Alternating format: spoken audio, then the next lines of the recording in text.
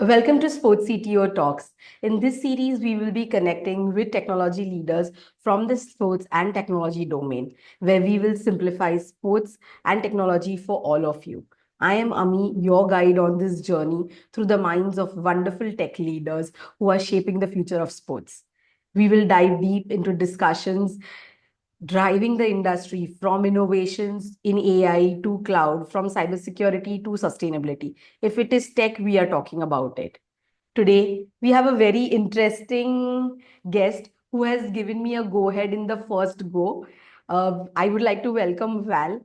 He is the co founder of Three Tomorrows, where he helps organizations prepare for the next wave of digital disruption through the focus of AI and Web3 and drawing from a vast experience of 20 years into the digital career, into the sports and entertainment industry. As a chief experience officer at Pixel Boss, he is helping brands and fans revolutionize audience engagement through evolving data and unique experiences. Formerly, he was a digital director at Disney and ESPN. Val led Footy Tips to become the country's leading sports gaming platform with over 1.3 million active players and played a key role in successfully launching ESPN Digital into the Australian market. Prior to that, was coaxed back to Melbourne, launching into AFL Media, pioneering the league's new digital video strategy. I still have more to talk about you, Val. I'm going to do that. Val's extensive sports media background includes launching Football Australia's digital properties at Optus, spearheading One HD's digital presence at Network 10, and covering the 2006 and 2010 FIFA World Cups for 9 MSN and SBS. He is also a regular speaker at industry events, including CX3, NFT Fest, and several other sports and tech conferences. We welcome you, Val, to the podcast. Thank you for inviting me. A pleasure to be here. Absolutely. So today, he would be sharing and discussing about how fan engagement, sports content, and online communities are shaping the fandom. So, my first question, Val, to you is, how do you see the digital transformation changed or has changed the way fans interact with their favorite teams, or at least over the 20 years of experience you have? Oh, it's a great question. I think we've seen so much change over that period of time, and I think technology has been one of the key drivers in really helping fans feel so much closer to their favorite athletes and to their favorite teams. I think even if you look at the most recent Olympics in Paris, you could see, traditionally the Olympic movement would be very focused on looking after the rights holders and delivering content only for those rights holders. But you saw so many athletes really build their own personal presences using social media and reaching out to, their fans directly and building relationships with those fans directly, that I think it's completely transformed the way people see their athletes and the way they engage with their athletes. And I think, the ability to multi-stream, the ability to get all the content on the go, plus all that short form content, I think it's made sport more accessible than ever. Unfortunately, for those sports organizations, there's more competition than ever because their fans might be interested in sport, but they also might be interested in gaming or social media or other pursuits. So it's a very, very different environment than 20 years ago. True. So, what are the innovations which have happened into sports organizations or startups which are engaging fans? It can be online or offline. I think the match day experience has become much more important for sports organizations and really delivering an entertaining experience. If you look at here in Melbourne, which is a big, Aussie rules football state, traditionally it was literally just about going to the footy, watching the game and going home. And I think all the clubs realize now that they must really entertain their clients, entertain their fans, whether it be families, hardcore sports fans and the like. So in person, I think that's changing quite dramatically, and sport is becoming much more entertainment focused. As far as the technology goes, I think the ability to access information. I just think I go to watch my favorite sports.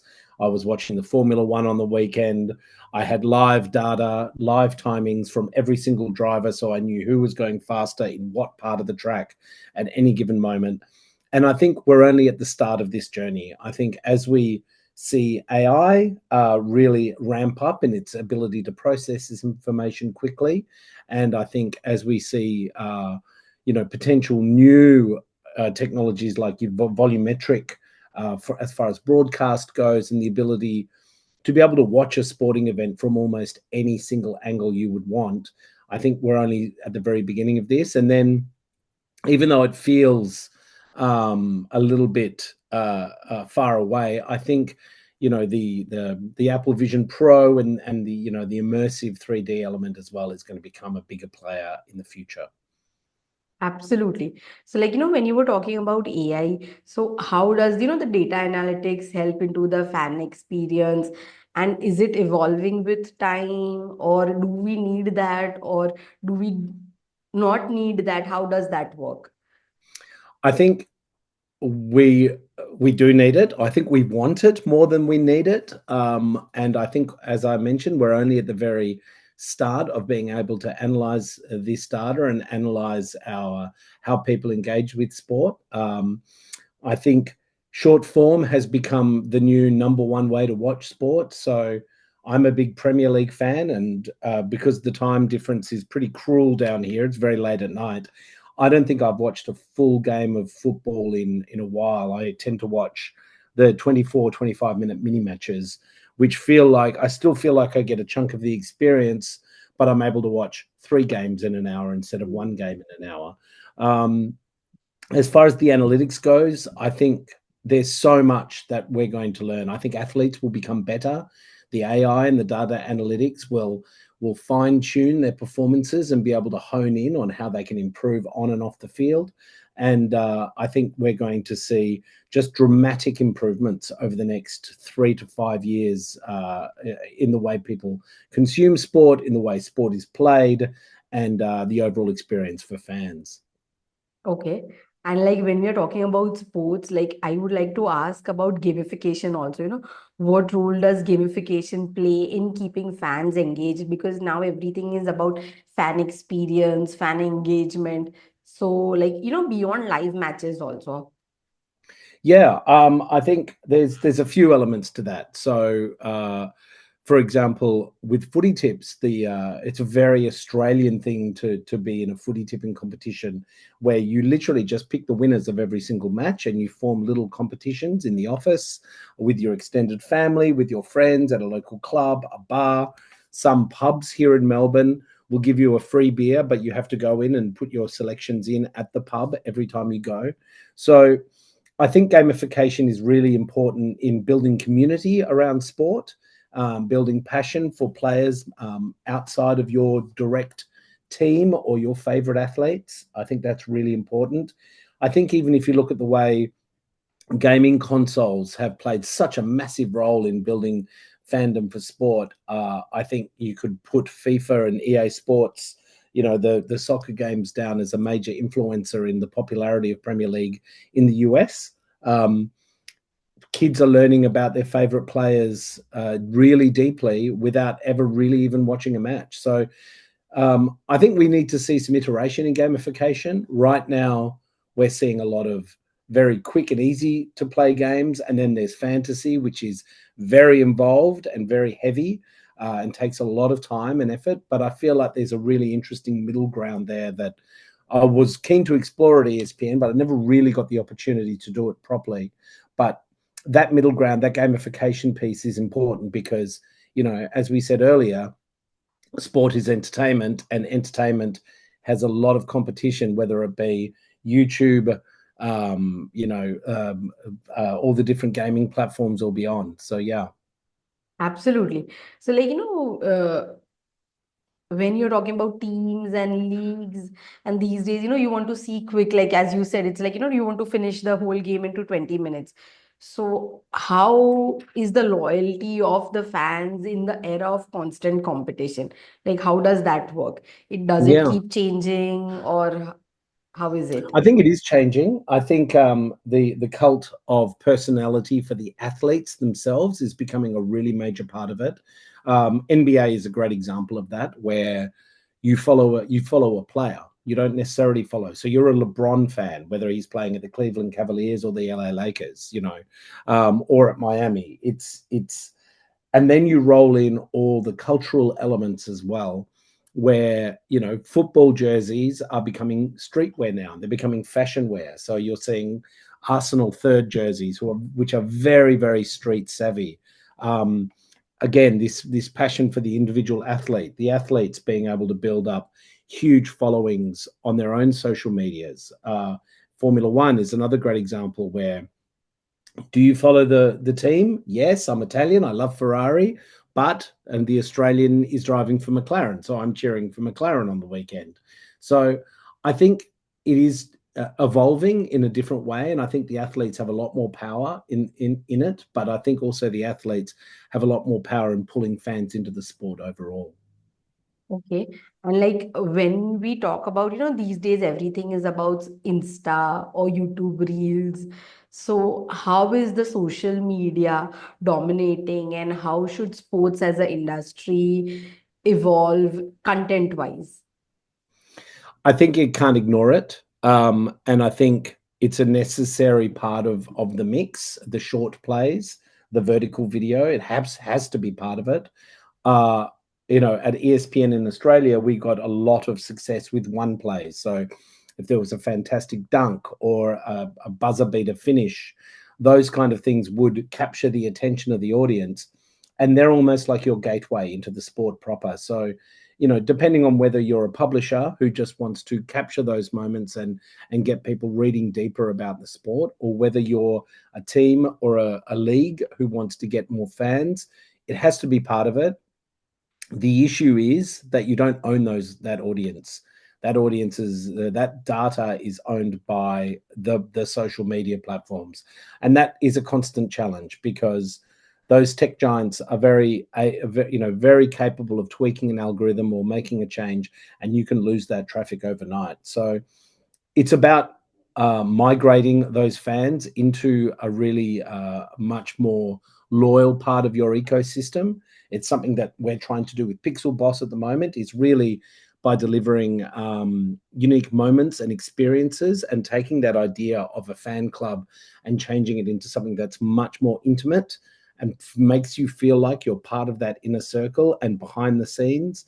That's where you get some really good engagement. But the challenge is moving that data from one pile into your own personal owned ecosystems.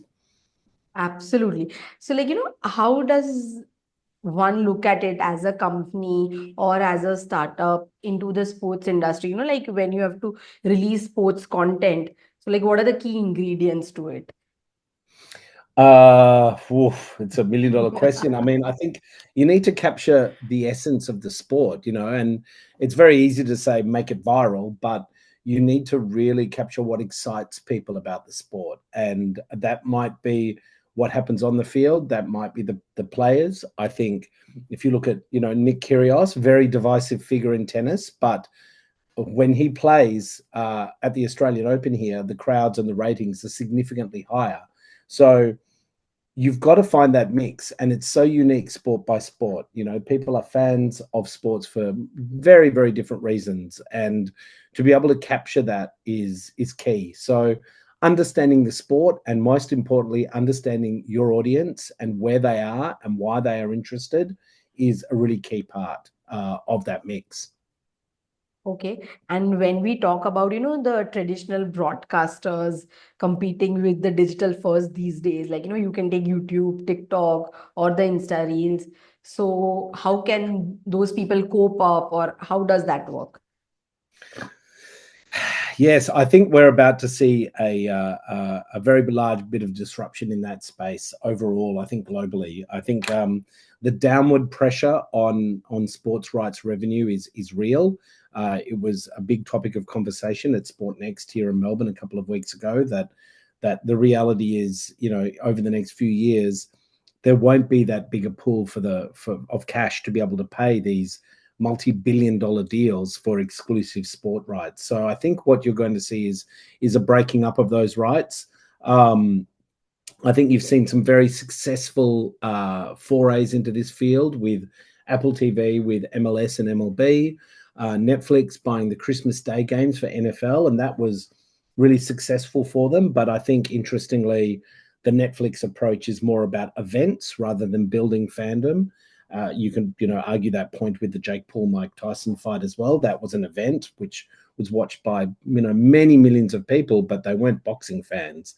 So what that means for the sport overall is a really interesting question, because I think we will see those rights kind of spread out and split across multiple broadcasters. I think increasingly we will see the Amazons, the YouTubes, the Netflixes of this world buy more of those rights. What does it mean for the fan, though?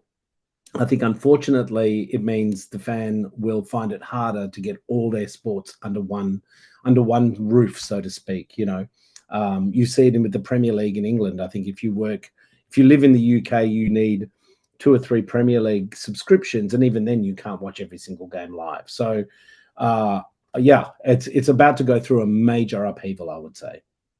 Okay. So, what are the behind the scenes content? Like, you have been into the industry when you have to involve fan connections with the teams or the players or the coaches. How are the behind the scenes? Yeah, I mean, look, you only have to look at Drive to Survive and see what it did for the F1 to understand how much people are interested in the behind the scenes content. I think we're starting to see some sports and leagues and teams understand that a bit better. One of my favorite new projects that has emerged in the last few months is Cleveland Cavaliers have done Cavs Rewards, where you literally sign up for a rewards program. It's actually built on blockchain. It's a Web3 proposition. You connect your credit card and your debit card, and then if you spend money at any of the partner companies, restaurants, you buy a Coke because they're sponsored by Sprite, you upload the receipt, you earn points.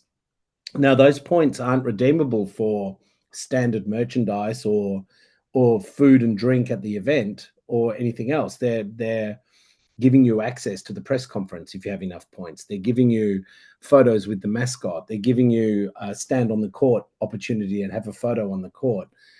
People want to get behind the scenes. People want to get under the skin. And I think it's a really powerful tool.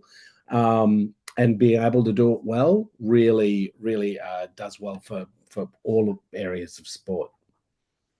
And when we talk about this, how are teams or they're supposed to balance between the commercial aspects and everything is about storytelling these days. So how to Yes. balance between those things? Yes, it was an interesting one because, there was always a huge amount of pressure in the early days of AFL media for us to get behind the scenes and get access because fans really, really wanted it. And it would cause tension and cause tension with the football department, which is the area of the club that actually runs the football operations, and does the strategy and the tactics week to week. So there was this sense that they didn't want to let the fans in. They didn't want to shoot that stuff. It's a requirement, though. I think if you ignore that and you make it a very close sport, it does, might add an element of mystery to it. But I think at the end of the day, it does yourself a disservice. And I think I was lucky enough to cover a Formula One race for a long time ago, 2002, back in the days where it was very closed and the reporting and the journalists were very tightly controlled. And just to see the explosion of popularity in that sport once they opened up the behind the scenes, I think has become the poster child for how you do these things. Agree on that part. So, from the same thing, there are platforms like Discord, Reddit, Twitter. So, how does that get involved into the fan engagement and how sports teams, leagues, they should take care of that part also? Yeah, I think this is one where it can be very powerful, but doing it because someone says there's a big audience on Discord isn't necessarily always the right solution for everyone. I think you need to understand your fan first and understand what they want, and then meet them where they are. I think Reddit is, commonly referred to as the last place on the internet where people actually talk to each other instead of shouting at each other. I think there's some interesting plays there, and those conversations will happen whether you're there or not. You do have to appreciate that you don't have control of those conversations or that platform at all. But if you engage in it in the right way, I think it can be a useful tool. But it's not a one size fits all. I think we see so many organizations, not just in sport, but get excited about a new platform, and I'm guilty of this as well, and actually converting that into meaningful ROI and meaningful traffic and meaningful engagement with your fans is not necessarily always the outcome that you'll get. Absolutely. So, when we talk about individual sports players, how are they associated with brands, and, how does that play a role into the fan engagement? And, what is the circle? How does it work? I mean, look, it can be a little bit complicated because there will be, team sponsors, there'll be league sponsors, and then the players will want to do their own deal. So it really does vary from sport to sport. Obviously, brands want to be involved with the athletes because they have such incredible pull and they are such powerful brand advocates. But I've always been a believer that it has to be the right fit, because it has to be an authentic partnership with the athlete, because without it, it just means that the athlete isn't really buying into it, the league isn't buying into it, the club isn't buying into it. So really, it's about selecting it and curating it well. That varies so massively between athletes and who they are and what they like and what they're good at and what fits with their brand values as well. So it really does depend. It's quite complicated, but I think overall it's a powerful tool for brands to be involved in with athletes. I think everyone knows that, but making sure it's the right relationship is key. Okay. And now esports segment is evolving in leaps and bounds. So how is the digital engagement? And should they learn something from the traditional sports, or how is what is the go-to strategy? Sure. I think esports is interesting because I think it's a very different audience. They gather in different places, they communicate differently, they like different things. There is intense fandom there. And again, you can have an esports athlete, sponsoring mice and keyboards and electronic goods. So it's a huge and growing ecosystem. But I think they can be quite different audiences. I think, yes, traditional sport can learn from the mindset of it, and they need to understand it because, I think, is it Gen Alpha or Gen Z is going to be the largest ever generation. We're about to see a huge upheaval in the way they consume content, and a lot of people in the sports industry are very focused on how they engage with those audiences and those communities and that entire generation. The way esports works, it's such a different sport because it's about live streaming. You can go to a stadium and watch them play, but generally it's all online, and there is conversations going alongside it. But yeah, for everyone in the traditional sports sphere who thinks it's a bunch of nerdy kids playing video games with each other, should go and see a live event. It is professionally produced. The commentators are excellent.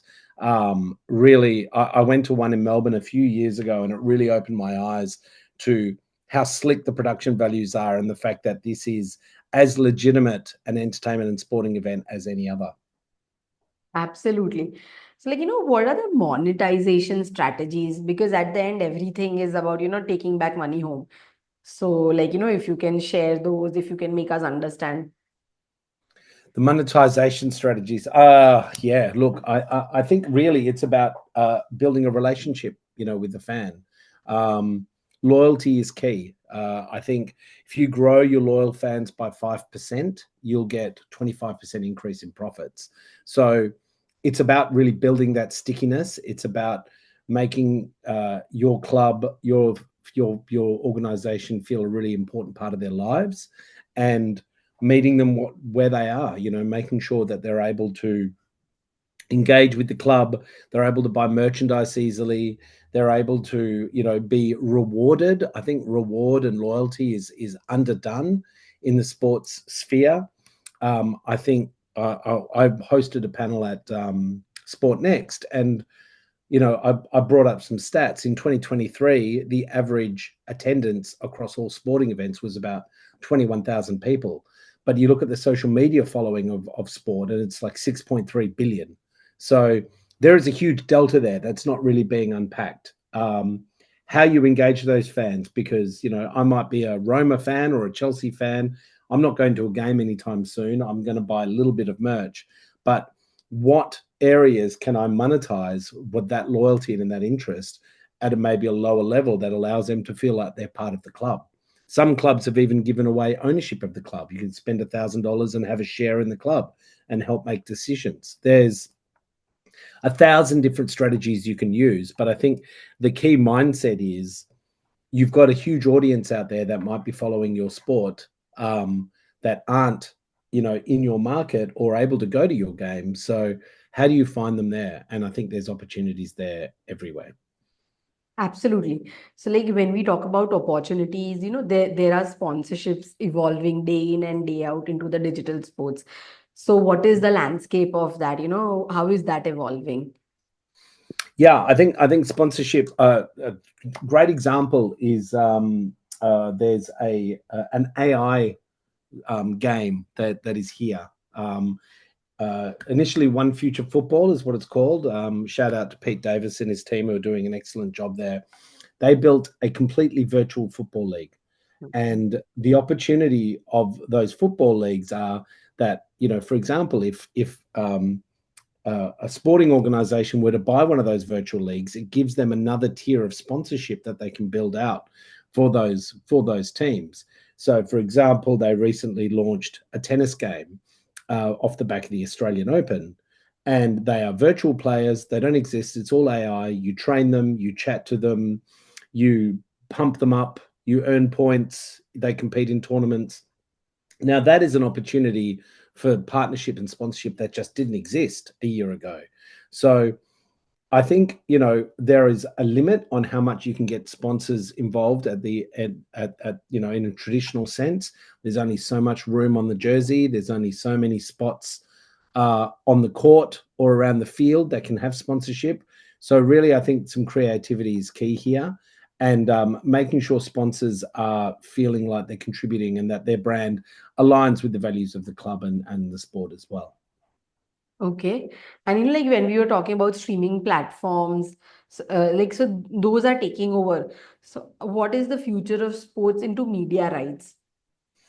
Well, I think, we touched upon it before. I think streaming is the number one way forward now. And I think the fan demands are going to continue to increase. The opportunity with streaming and being able to do concurrent streams and the data overlay, the virtual reality elements as well.